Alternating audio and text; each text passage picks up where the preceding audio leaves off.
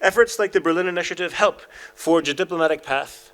I urge everyone to seize this moment to build a future where Israel and Palestine live side by side in peace and security, in line with international law and United Nations resolutions. It is the only way.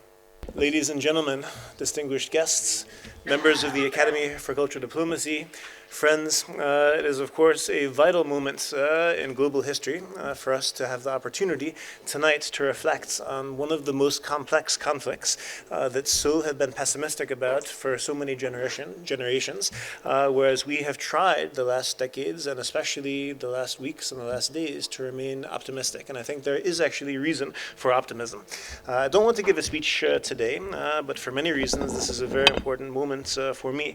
After Yossi, Daniela, Hiba, and I having worked so hard, we had initially scheduled this launch for, I think it was in July of last year, and then we postponed it once, we postponed it twice. The state of the world hasn't necessarily gotten any better, but our dedication, I think, does continue to grow even stronger day by day. Instead of saying words of welcome myself, what I'd like to do is to read a very important letter that we received on Friday of last week, which really gave us a lot of encouragement. It was initially really, this has been a civil society initiative, the Berlin Initiative, really Yossi and Hiba. I'm trying to help as much as I can from behind.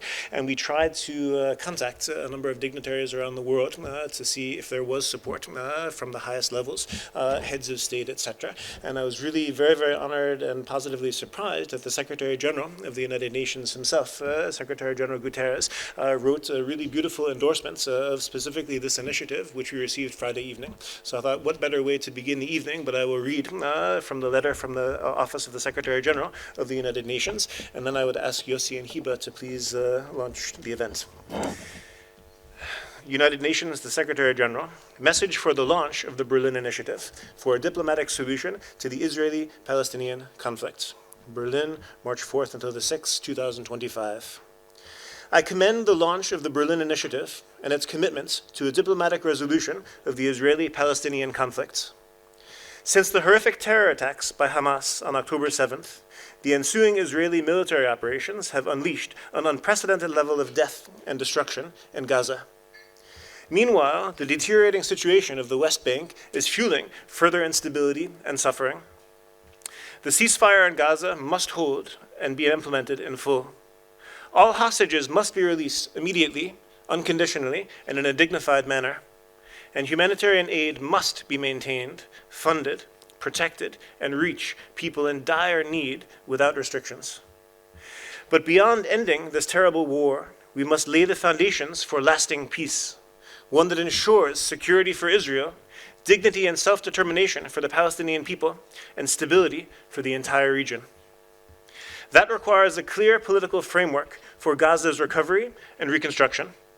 It requires immediate and irreversible steps towards a two-state solution, with Gaza and the West Bank, including East Jerusalem, unified under a legitimate Palestinian authority, accepted and supported by the Palestinian people. And it requires putting an end to occupation, settlements, expansion, and threats of annexation. Efforts like the Berlin Initiative help forge a diplomatic path. I urge everyone to seize this moment to build a future where Israel and Palestine live side by side in peace and security, in line with international law and United Nations resolutions. It is the only way. So we're really very, very grateful to the Secretary General for that endorsement. And let's